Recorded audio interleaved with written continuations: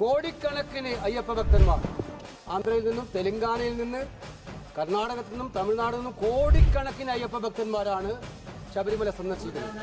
2019 യുവതീ പ്രവേശനത്തിന്റെ പേരിൽ വിശ്വാസത്തിനെതിരെയുള്ള കടന്നാക്രമണം ഉണ്ടായി. അന്നും സംസ്ഥാന ഗവൺമെന്റാണ് അതിന് മുൻകൈയെടുത്തത്. ഇപ്പോഴിതാ ആ ശ്രീകോവിൽ എന്ന് പറയുന്നത് സർ 41 ദിവസം വ്രതമെടുത്തിട്ട് അയ്യപ്പ ഭക്തന്മാർ കഠിനമായിട്ടുള്ള മല ചവിട്ടിയിട്ടാണ് സന്നിധാനത്തെത്തുന്നത് സർ.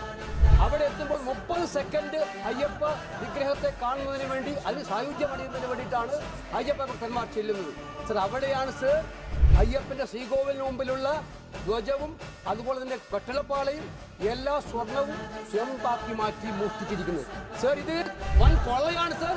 കൊള്ള മാത്രമല്ല സർ, ഇത് വിശ്വാസത്തിനെതിരെയുള്ള കടന്നാക്രമണമാണ് സർ. ഇപ്പോഴും പല പ്രതികളും മറക്ക് പുറത്താണ് സർ. ഇപ്പോഴും പല പ്രതികളും ഇനിയും പ്രത്യക്ഷപ്പെടാനുണ്ട് സർ.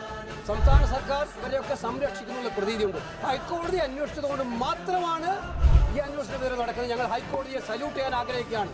പക്ഷേ ഇപ്പോഴും ആ ഹൈക്കോടതി നിയമിച്ച SITയെ നിയന്ത്രിക്കാൻ സംസ്ഥാന ഗവൺമെന്റ് ശ്രമിക്കുന്നുണ്ട്. അതുകൊണ്ട് എനിക്ക് പറയാനുള്ളത് സർ, കോർട്ട് മോണിറ്റർ ചെയ്യുന്ന ഒരു ഏജൻസി അന്വേഷിച്ച് യഥാർത്ഥ കുറ്റവാളികളെ മുഴുവൻ പുറത്തുകൊണ്ടുവന്ന് ഈ സ്വർണം തിരിച്ചെടുക്കാനുള്ള അടിയന്തര നടപടി സ്വീകരിക്കണം സർ. വിശ്വാസത്തെ രക്ഷിക്കാൻ നടപടി സ്വീകരിക്കണം സർ.